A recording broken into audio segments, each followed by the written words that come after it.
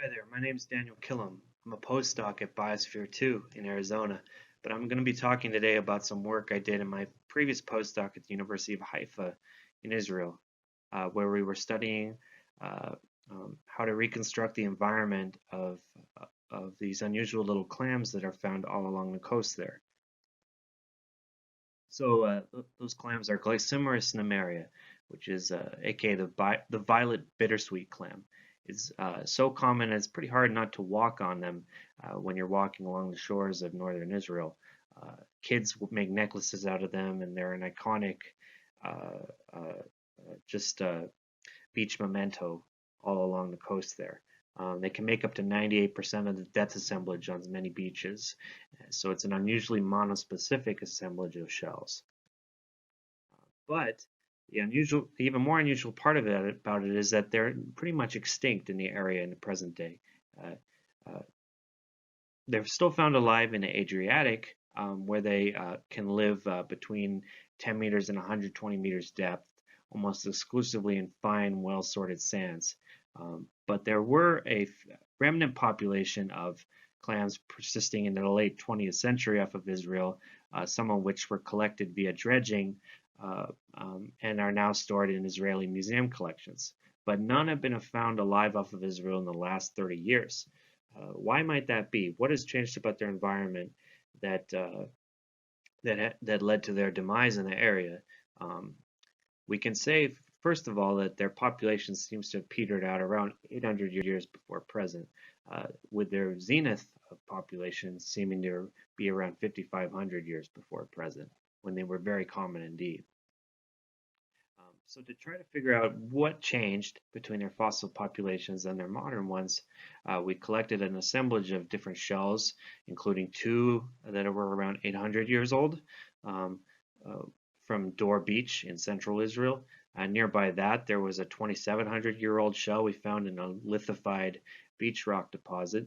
And right offshore of that, there was a 4,300-year-old shell we collected within a sediment core.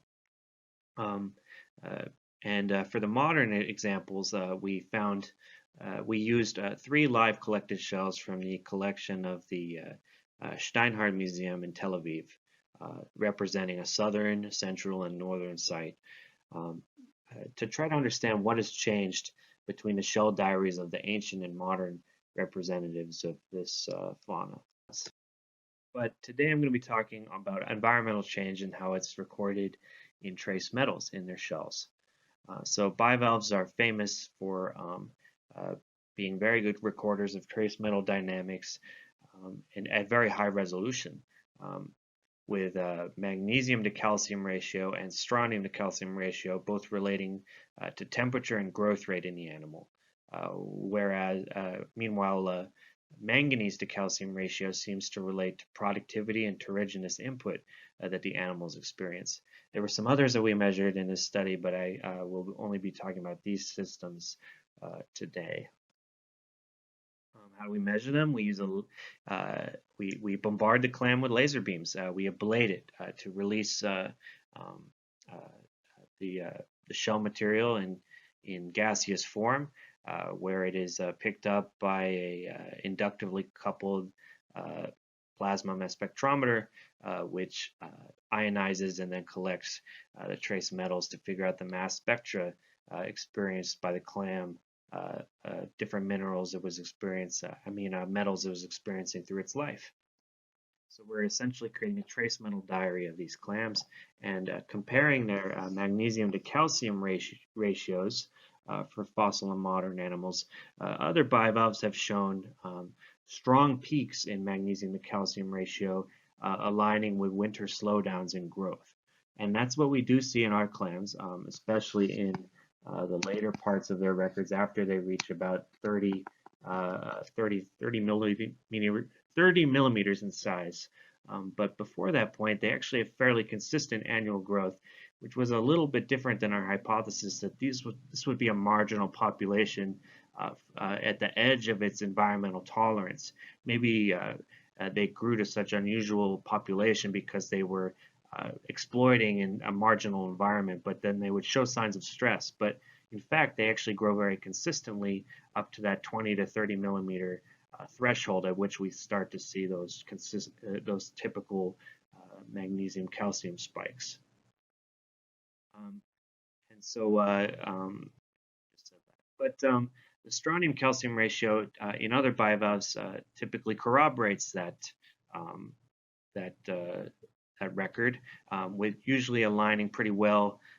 For example, in the Adriatic, one study found that they were just less extreme peaks, but still lining up with those winter slowdowns.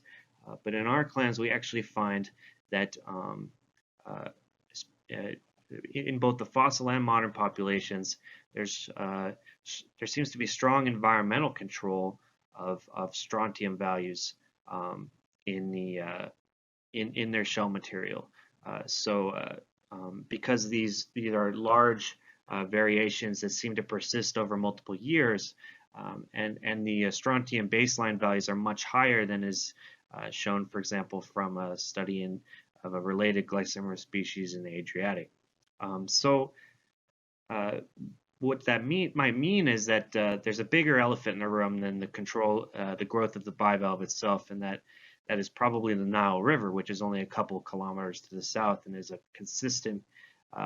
consistently delivering large amounts of continentally sourced erosional trace metals.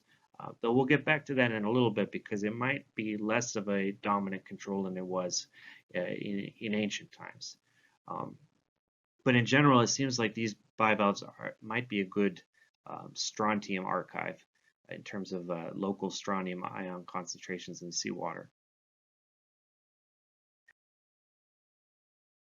So moving on to manganese to calcium ratio, in other bivalves, it is often a especially trace metal with fairly low concentrations. In the Adriatic study I mentioned from Markulin et al., they found their Glycemiris pilosa shells had as low as 0 to 5 micromoles per mole concentration. A composition of manganese to calcium ratio.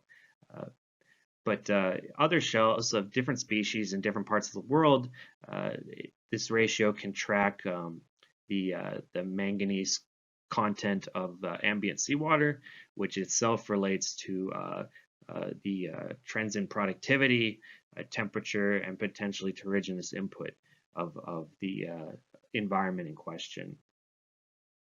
And in our shells, we see that the fossil shells in the bottom row have a very low and low variance of manganese to calcium ratios compared to the modern examples, which, especially in Haifa Bay, which is strongly influenced by riverine output, we see these huge seasonal swings in the manganese to calcium values that just aren't present in the fossil counterparts. Which begs the question, why might that change happen? Well, it's this extreme variability might be a sign that local erosionally sourced trace metals are a much greater source of the intra-annual variability in the concentration of those metals in the seawater the clams are using to make their shells. What might that mean to the survival of clams? Well, if it corroborates broader trends that have been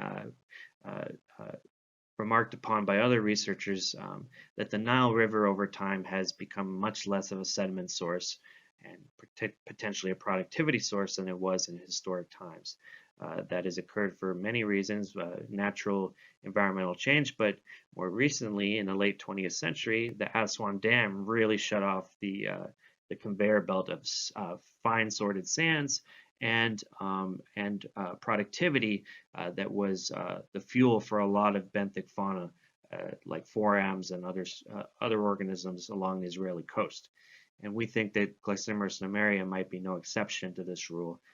If they depended on fine nilogenic sands and instead are faced with local erosionally sourced, poorly sorted sands, they might have lost their preferred substrate that they need to survive in the area, and they also might have lost the consistent year-round source of detritus that might represent their ideal food supply, allowing them to thrive so much in historic times.